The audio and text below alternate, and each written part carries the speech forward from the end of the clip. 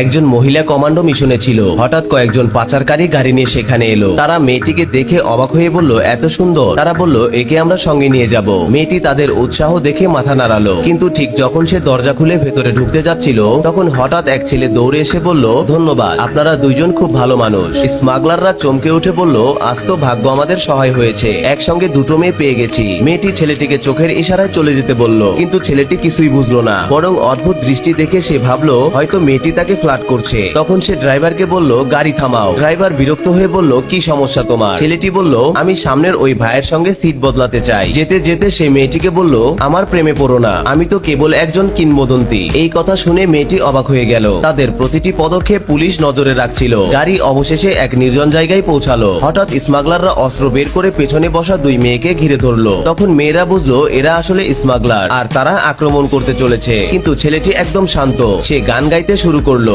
এবং ব্লুটুথ খোঁজার অজুহাতে একটা ড্রয়ার খুললো। সেখানে সে বন্দি বানানো কিছু মেয়ের ছবি দেখতে পেল। স্মাগলাররা সাথে সাথে অস্ত্র তাক করলো ছেলেটির দিকে। তখন ছেলেটি বলল, ও আপনারা তো ফ্যাক্টরির লোক, এরা সবাই আপনাদের কর্মচারী, আরো লোক নেবেন নাকি? আমার গ্রামে অনেক মেয়েরাই বেকার আছে। এই কথা শুনে স্মাগলাররা খুশি হলো এবং ঠিক করলো ছেলেটির গ্রাম থেকে সবাইকে ধরে নিয়ে যাবে। দুই মেয়েই ছেলেটির আচরণে বিরক্ত। যেহেতু স্মাগলাররা গ্রামের রাস্তা চেনে না, তাই তারা ঘুরপাক খেতে লাগলো। অবশেষে ছেলেটি বলল, আমি তো রাস্তা চিনি, আমি তোমাদের নিয়ে যাচ্ছি। সে ড্রাইভারের সিটে বসে পড়লো, কিন্তু সে তো আর গাড়ি চালাতে পারে না। সে অ্যাক্সিলারেটরে চাপ দিলেও গাড়ি এক ফোঁটাও সামনে এগোলো না। স্মাগলাররা অবাক হয়ে বলল, তোমার কি ড্রাইভিং লাইসেন্স আছে? ছেলেটি বলল, ড্রাইভিং লাইসেন্স? এটা আবার কি জিনিস? কেউ কিছু বুঝে ওঠার আগেই ছেলেটি হঠাৎ জোরে অ্যাক্সিলারেটর চাপ দিল আর গাড়ি আকাশে উড়ে গেল। এটা দেখে পুলিশও অবাক হয়ে গেল। শেষমেশ ছেলেটি গাড়ি নিয়ে নিজের গ্রামে পৌঁছালো। সেখানে অন্তত 800 জন লোক দাঁড়ানো ছিল।